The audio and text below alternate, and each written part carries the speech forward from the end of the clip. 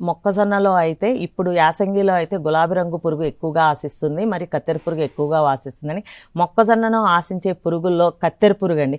2 అంటే మొలక వచ్చిన కాడి నుంచి ఒక 45 రోజుల వరకు విపరీతంగా మొక్కజొన్నను ఆశించి నష్టం కలిగిస్తుంది. నష్టం కూడా 30-70% వరకు దిగుబడి కలిగించే అవకాశం ఉంది. దాని నివారణకు మనం కంపల్సరీగా చేయాల్సింది వేసవి దుక్కులు దుంటం వల్ల సో కత్తెర పురుగు యొక్క ప్యూపాలు కోసస్థ దశలు భూమిలో ఉంటాయి కాబట్టి దున్నటం వల్ల పక్షుల బారిన పడి చనిపోవచ్చు, మరి ఎండవేడిమికి కూడా ప్యూపా దశలు చనిపోవచ్చు.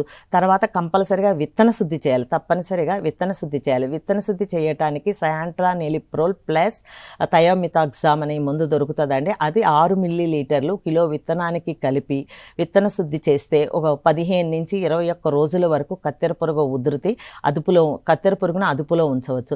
అలానే మొక్కజొన్నను వేసేటప్పుడు అంతర పంటలుగా పప్పు ధాన్యాలు వేయచ్చు. అంతర పంటలుగా వేసిన మొక్కజొన్నలో అంతర పంటలుగా పప్పు ధాన్యాలు వేయచ్చు. అంతర పంటలు వేసిన మొక్కజొన్నని చాలా తక్కువగా ఆశించే అవకాశం ఉంది కత్తెర పురుగు. అలానే మన ఉధృతిని తెలుసుకోవటానికి లింగాకర్షక బుట్టలు అమర్చాలి. ఒక ఎకరానికి ఉధృతిని తెలుసుకోవటానికి 4 ఒక ఎకరానికి లింగాకర్షక బుట్టల్ని అమర్చాలి. అమర్చినప్పుడు ఒక అడుగు ఎత్తులో, పైరుకు ఒక అడుగులో ఎత్తులో మాత్రమే అమర్చాలి. అమర్చటం వల్ల మనకు దాని ఉధృతి తెలుస్తుంది. అలానే మనకి ఇది మెటారైజం ఎనైసోపలి జీవ శిలీంద్రనాదులైన నాశనులైన మెటారైజం ఎనైసోపలి లెకానిసెలియం లెకాని మార్కెట్లో దొరుకుతాయండి పొడి రూపంలో. అది కూడా 5 గ్రాములు లీటర్ నీటికి కలిపి పిచికారీ చేయవచ్చును. అలానే ట్రైకోగ్రామా, సో ట్రైకో కార్డ్స్ కూడా దొరుకుతాయండి. మొక్కజొన్న మీద పిన్ చేస్తే అయిపోతుంది ఆకుకి.